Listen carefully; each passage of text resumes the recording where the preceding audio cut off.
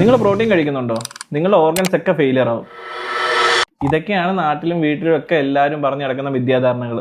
പക്ഷേ എന്താണ് പ്രോട്ടീൻ എന്നുള്ളത് നിങ്ങൾ മനസ്സിലാക്കിയിട്ടുണ്ടോ? ശരിക്കും നിങ്ങളുടെ കയ്യിലിരിക്കുന്ന ഫോണിനകത്ത് ഒന്ന് ജസ്റ്റ് സെർച്ച് ചെയ്ത് നോക്കാനെങ്കിലും നിങ്ങൾ ശ്രമിച്ചിട്ടുണ്ടോ?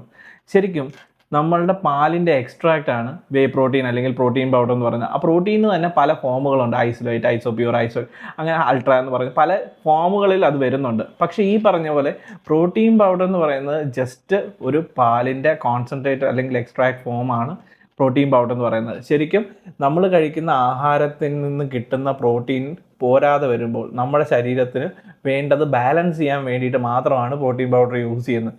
ഒരു മനുഷ്യന് ഏറ്റവും കൂടുതൽ കഴിക്കേണ്ടത് പ്രോട്ടീനാണ്, ഒരിക്കലും കാർബോഹൈഡ്രേറ്റ് അല്ല. അതിന് പകരം നമ്മുടെ വീട്ടിൽ എന്താ എല്ലാവരും ചെയ്യുന്നത്? ചോറും കറിയൊക്കെ ഇഷ്ടംപോലെ വാരി തിന്നും. ശരിക്കും അങ്ങനെയല്ല ഒരു സമീകൃത ആഹാരം എന്ന് പറയുന്നത്. ശരിക്കും പ്രോട്ടീനാണ് ഏറ്റവും കൂടുതൽ വേണ്ടത്. കാർബ് മനുഷ്യന് കുറവാണ് വേണ്ടത്. അതാരും മനസ്സിലാക്കുന്നില്ല. അതിന് പകരം വേണ്ടാത്ത സാധനങ്ങൾ കഴിക്കും. ഇപ്പം നിങ്ങളുടെ വീട്ടിലുള്ള കുട്ടികളാണെങ്കിൽ പോലും നിങ്ങൾ പിസയോ ബർഗറോ പൊറോട്ടയോ കഴിച്ചാൽ ഒരിക്കലും കുറ്റം പറയത്തില്ല. അതിന് പകരം ഒരു സ്കൂപ്പ് പ്രോട്ടീൻ അല്ലെങ്കിൽ ഒരു പ്രോട്ടീൻ വേണം എന്ന് പറഞ്ഞാൽ ഉടനെ അത് വലിയൊരു തെറ്റായിട്ട് മാറും. നിങ്ങൾ എന്താണ് ശരിക്കും വേണ്ടത് വേണ്ടാത്തതെന്ന് ഇനിയെങ്കിലും തിരിച്ചറിയുക.